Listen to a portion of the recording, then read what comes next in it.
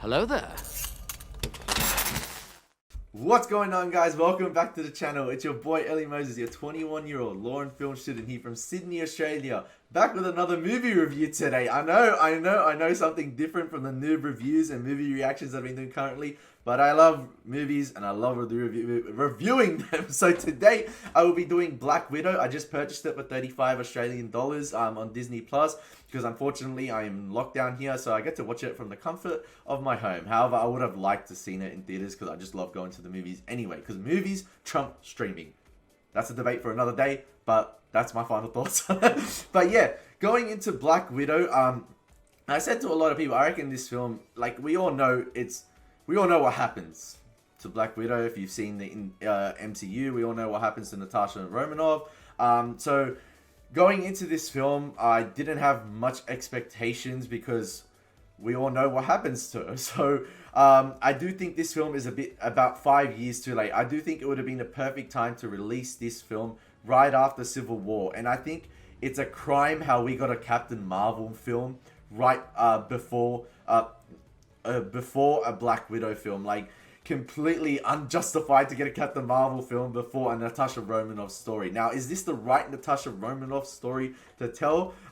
In my opinion, no. I really wanted to love this film, guys. I really did want to love this film. And I only saw the first trailer for the film. I did not watch the second trailer or the other cinematic, I don't know, TV spots they released. I did not watch any of it. So I wanted to know as little as possible going into this film.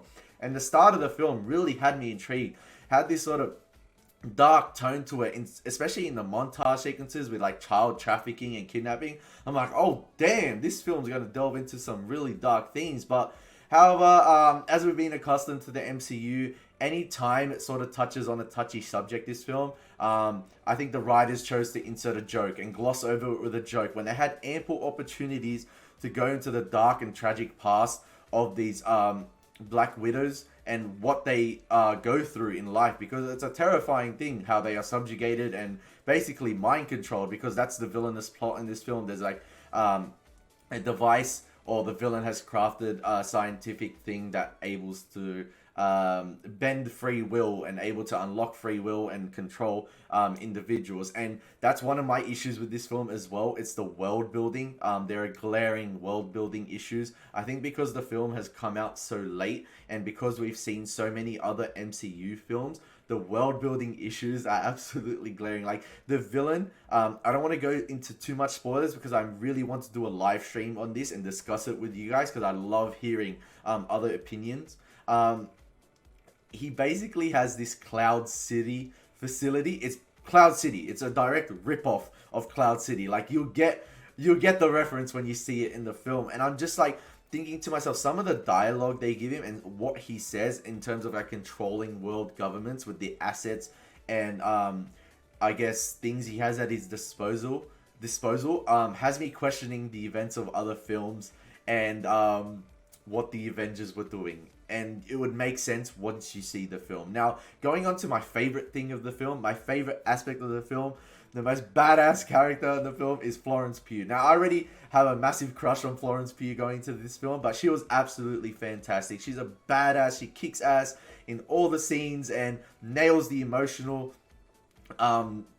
scenes as well. Like, there's one scene at a family table, which is probably the best scene in the film. I reckon when they talk about their family and their history and their past, and every actor is on point in that scene, and Florence Pugh especially, and I guess Scarlett Johansson in that scene. Scarlett Johansson is fantastic as well, nails the emotional notes in that scene. They're absolutely fantastic. Now, however, sadly, besides the opening sequence and Florence Pugh, and I guess the end credit scene as well, which has me intrigued because it connects to one of the Marvel shows we've seen recently on Disney Plus. I'm not going to say which one. You'll know when you'll see it.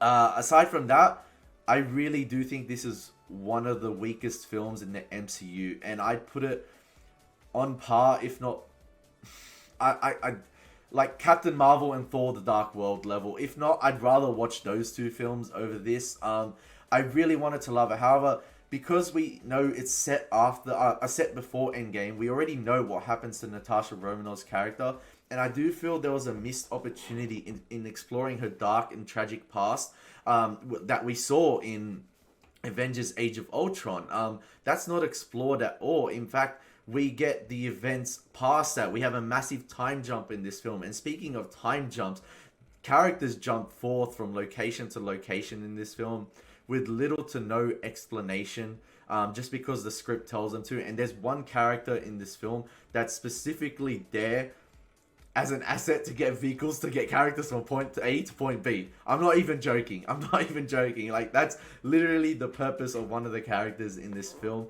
And aside from that, there is absolutely no sense of tension in this film. And it's sad to say, because we all know what happens to Black Widow, Natasha Romanoff. We all know what happens. So we all know she wasn't going to die in this film. But the same applies to the side characters in this film. Mylena, Red Guardian, and Yelena as well. There is no sense of tension. You never feel a sense of danger for the characters because of the situations they're put in and the situations they survive. This film delves into Fast 9 territory of suspension of disbelief. It's absolutely crazy and mental, some of the situations our characters survive. I'll give you a few examples without going into too much detail.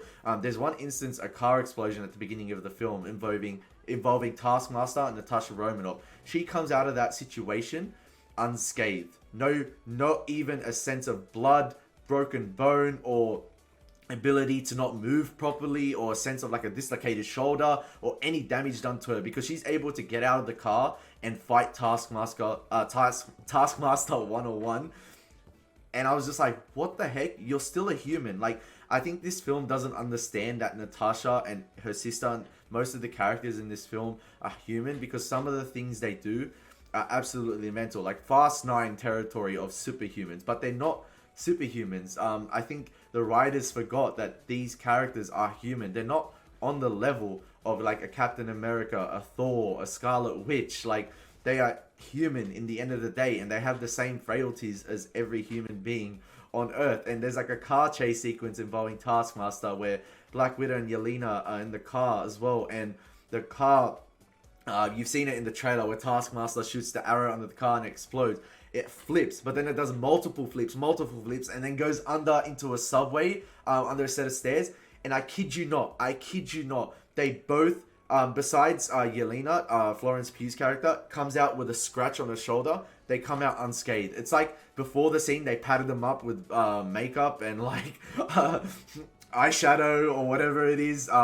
And like, they come out unscathed. Not a sense of blood, no drop of blood or nothing. I'm just like, how am I meant to feel a sense of tension or worry for these characters when they're surviving those situations? Like, I hope you guys can understand where I'm getting at here. And that's why I think, from a story standpoint, also tension and feeling a sense of, I guess, tension and danger for these characters, it's not there for this film. And even going to the comedy and exploring that, going to the comedy in this film, I feel like I wanted them to explore that dark past. There's a tragic scene where they talk about... Not a tragic scene, actually. It's ruined and glossed over by humor. Where they talk about the... I don't know how to say it. Heterosectomy? Or heterosectomy, I think.